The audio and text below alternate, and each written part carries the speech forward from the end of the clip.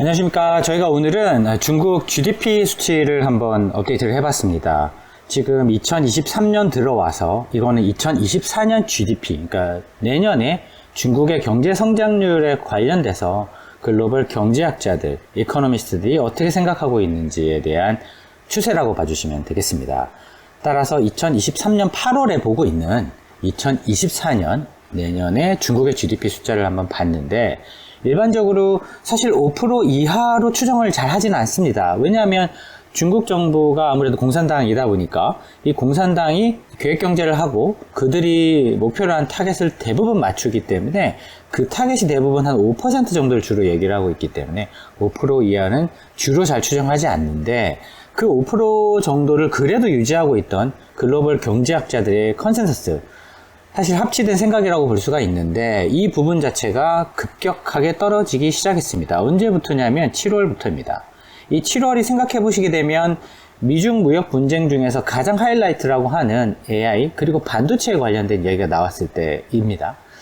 그러면 그 이후에 어떤 변화가 일어나는지 이미 뉴스로 많이 보고 계실 것 같고요.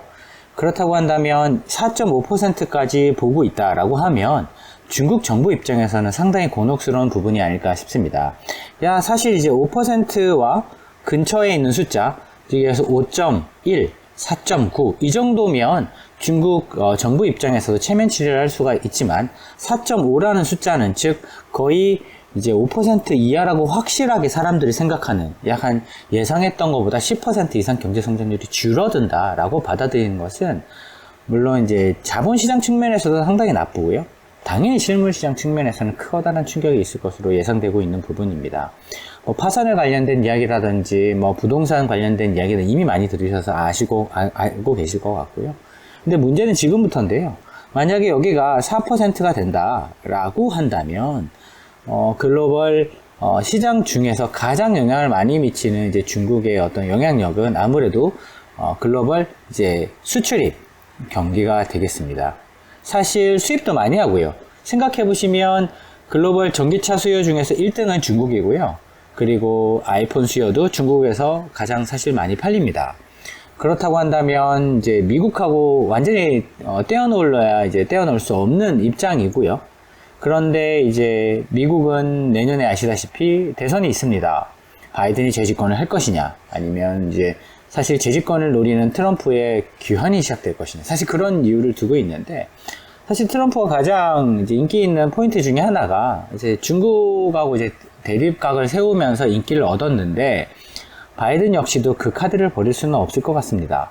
그렇다고 한다면 내년 중국의 어떤 미중 간의 어떤 갈등 요소를 한 번에 해결한다, 그거는 사실 너무 섣부른 판단인 것 같고요. 만약에 나빠진다고 하면 얼마나 더 나빠질 것인가에 대해서 포커스를 두고 보시는 게 훨씬 더 합리적이지 않을 것 같습니다. 그러면 지금 기존의 예상 대비해서 이제 10% 정도 이제 GDP 예상치를 좀 떨어뜨린 셈인데요. 만약에 추가로 10%를 더 떨어뜨린다. 그런데 여기에 글로벌 리세션이 같이 온다. 사실 미국의 리세션이죠. 이제 불황이 같이 온다라고 하게 된다고 한다면 사실 좀 문제는 커질 수 있을 것 같습니다. 하지만 만약에 중국만 이제 GDP 성장률이 떨어지거나, 혹은 GDP 성장률이 여기서 그나마 버티고, 중국 같은 경우는 계획 경제니까요. 근데 이제 글로벌 리세션이 온다라고 했을 때는 오히려 중국이 그래도 조금 좋아 보일 수 있는 그런 매력이 나타날 수도 있겠다라는 부분을 저희가 확인할 수 있게 됩니다. 그러면 만약에 1번 시나리오냐 2번 시나리오냐 중에서 만약에 1번 시나리오만 온다고 한다면 사실 중국 정부가 어떻게든 뭔가를 해볼 수 있는 룸이 있고, 이 두 번째 시나리오가 온다라고 한다면 중국 정부도 어쩔 수 없는 구간이기 때문에 시장에서 우려하고 있는 그런 이제 임팩트가 실질적으로 중국 시장에서 나타날 수 있을 것 같다라고 생각하시면 훨씬 더 중국 투자라든지 이미 투자되어 있는 중국에 대한 비중이라든지, 아니면 향후에 중국을 바닥에 잡고자 하는 그런 이제 투자 전략이라든지 이런 측면에서 판단하실 때 가장 좋은 배경 데이터가 아닐까 싶습니다. 그래서 저희는 만약에 이게 10% 추가적으로 사실 한 4%죠. 4%까지 이제 GDP 성장률이 이제 떨어지고, 그리고 글로벌 리세션에 관련돼서 조금 더 심각한 데이터들이 발견된다고 한다면 저희는 공격적으로 뭐 달러라든지 미국 국채라든지 이런 것들에 대한 자금의 이동이 순식간에 일어날 가능성도 있겠다. 하지만 만약에 이것도 아니고 이것도 아니다 라고 한다면 오히려 시장은 훨씬 더 긍정적인 요소로 받아들일 룸도 있기 때문에 이 부분을 꼭 염두에 두시면 좋을 것 같습니다.